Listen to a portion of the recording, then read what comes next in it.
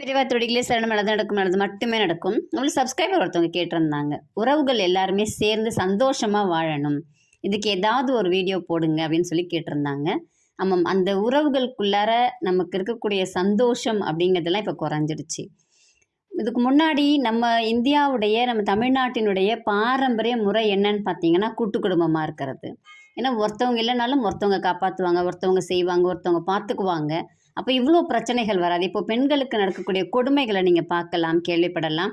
இது எல்லாமே ஏன் வருது அப்படின்னு பார்த்தீங்கன்னா, பெண்களை வளர்க்குற முறையில் இருக்கக்கூடிய பிரச்சனை. அப்புறம் வீட்டில் பெண்களுக்கு பாதுகாப்பாக யாருமே இல்லை, அவங்கள வழி நடத்துகிறதே இல்லை. இதுக்கு முன்னாடிலாம் எந்த ஒரு ஆணாக இருந்தாலும் கொஞ்சம் இடைவெளி விட்டு நிற்பாங்க பெண்கள். இப்போது அப்பா அண்ணன் இவங்கக்கிட்ட எல்லாமே கொஞ்சம் இடைவெளி விட்டு நிற்பாங்க. ஆனால் இப்போது அந்த மாதிரி இல்லை. அப்போது இது எல்லாருக்குமே கொஞ்சம் அட்வான்டேஜாக போயிடுது. உறவுகளும் இல்லை, வீட்டில் யாருமே இல்லை அப்படிங்கிறச்சா அந்த பெண்களுக்கும் நம்ம என்ன செய்யணும்னு தெரியலை, பெற்றோர்களுக்கும் நம்ம என்ன செய்யணும்னு தெரியலை, இல்லைங்களா?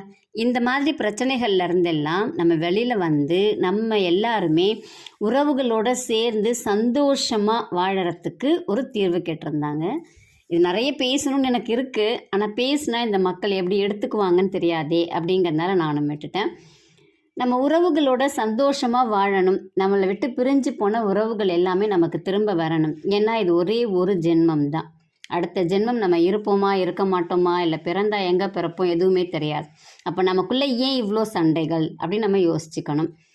இதுக்கு ரொம்ப எளிமையான வழி என்ன அப்படின்னா, திங்கக்கிழமை விநாயக பெருமானுக்கு 6லேருந்து 7க்குள்ளே 2 தேங்காய் எண்ணெயில் தீபம் போடுங்க. நீங்கள் எந்த ஒரு உறவை வேணாலும் யோசிச்சுக்கோங்க. உங்கள் அப்பா அம்மா சண்டை போட்டு போயிருக்கலாம், இல்லை அண்ணன் தம்பி தங்கச்சி அக்கா பெரியம்மா பெரியப்பா அத்தை சித்தி எவ்வளோ தாத்தா பாட்டி யார் வேணாலும் இருக்கட்டும், இல்லை அவ்வளோ பேருமே கூட இருக்கட்டும், எல்லாரையும் மனசில் நினச்சிக்கோங்க. விநாயக பெருமான்கிட்ட முறையிடுங்க. முறையிட்டுட்டு அந்த 2 தேங்காய் எண்ணெய் தீபம் மறந்துடாதீங்க, ஞாபகம் மறதியாக நல்லெண்ணெய் தீபம் போட்டுற போகிறீங்க. தேங்காய் எண்ணெயில் 2 தீபம் போடுங்க. உங்களை விட்டு பிரிந்த உறவுகள் எல்லாம், நீங்கள் ரொம்ப ஆசைப்பட்ட உறவுகள் எல்லாம் உங்களை தேடி நாடி வருவாங்க. உங்கள் குடும்பத்துக்குள்ளே அப்படி ஒரு சந்தோஷம் நிலைத்திருக்கும். அட்லீஸ்ட் நல்ல நாள் பெருநாளுமாவது எல்லாருமா சேர்ந்து ஒன்றா செலிப்ரேட் பண்ணுங்க. அப்போ உங்களுக்குள்ளார உறவு மலரும். நம்ம சொந்த பந்தங்கள் எல்லாம் நமக்கு பாதுகாப்பு அப்படின்னு நினைங்க. நம்ம பிள்ளைகளை நாளைக்கு ஏதோ ஒரு விஷயத்துக்கு நீங்கள் வெளில போகிறீங்கன்னா கொண்டு போய் விட்டுட்டு போகிறதுக்காவது ஒரு இடம் வேணும் உங்களுக்கு. அப்போது எல்லாருமே உங்களுக்கு சொந்தமாக யோசிங்க. சொந்தமாக யோசிக்கும்போது நீங்கள் கொஞ்சோண்டு விட்டு கொடுத்து போங்க. அவங்களையும் மரியாதையோட நல்ல சந்தோஷமாக வச்சுக்க ஆரம்பிங்க. கண்டிப்பாக எல்லா சொந்த பந்தங்களும் உங்கள் கூடவே இருப்பாங்க. ரொம்ப எளிமையான வழி, 2 தீபம், தேங்காய் எண்ணெய் தீபம் திங்கக்கிழமை விநாயகர் நினச்சி போடுங்க. எல்லா உறவுகளுமே உங்களோடு சுமூகமாகவும் இருப்பாங்க, சுற்றுச்சூழத்தோட நிம்மதியாகவும் நீங்கள் வாழ்வீங்க. நம்பிக்கையோடு செய்யுங்க. ரொம்ப எளிமையான வழி. உங்களுக்கு ஜாதகம் பார்க்கணும், மலர் மருத்துவம் கற்றுக்கொள்ளணும் அப்படின்னா இந்த பதிவில் வரக்கூடிய எண்ணுக்கு தொடர்பு கொள்ளுங்கள். நன்றி.